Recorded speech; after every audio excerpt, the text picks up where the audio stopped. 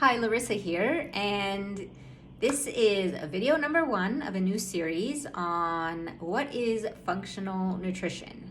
So in the first 3 videos, I'm going to be introducing the 3 core tenets to practicing functionally, and then in the final video, I'll be talking about what is a little bit more about what is functional nutrition, and then specifically what is a functional nutrition gut health coach.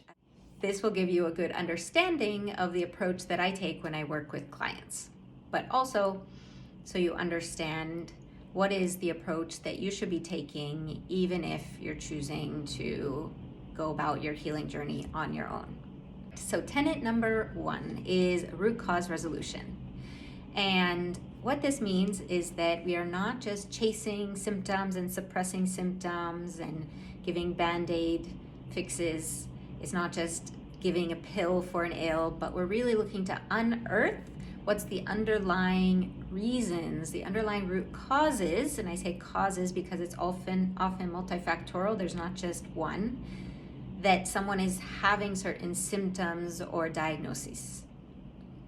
And so it does sometimes take some digging and detective work, and is not going to be the same for each individual. So for example, let's take 2 women that are both diagnosed with IBS, and they have the exact same symptoms: constipation and diarrhea, abdominal cramping and pain, bloating, intestinal gas. So the conventional approach might be just to treat the symptoms. And so that might look like taking digestive enzymes, that might look like sipping on ginger tea, which is going to give us some short-term relief, but it's not ultimately going to address the underlying root causes. Or for example, if they also have heartburn, then taking antacids might make them feel better immediately after eating, but long-term we know this is doing more damage, and that then people end up becoming reliant on these medications or these supplements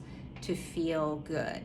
And over time, they start becoming less and less effective because underneath, the problem is kind of bubbling up and getting worse because we're not addressing the root causes.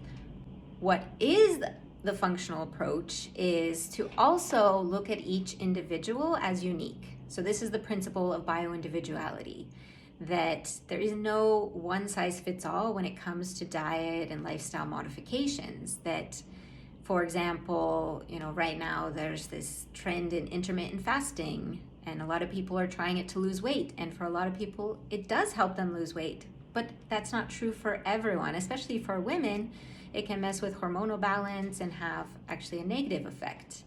Also, there's a lot of people that can help their heartburn by taking apple cider vinegar before meals, but for others, they take apple cider vinegar and they feel terrible. And so what works for one person doesn't work for everyone.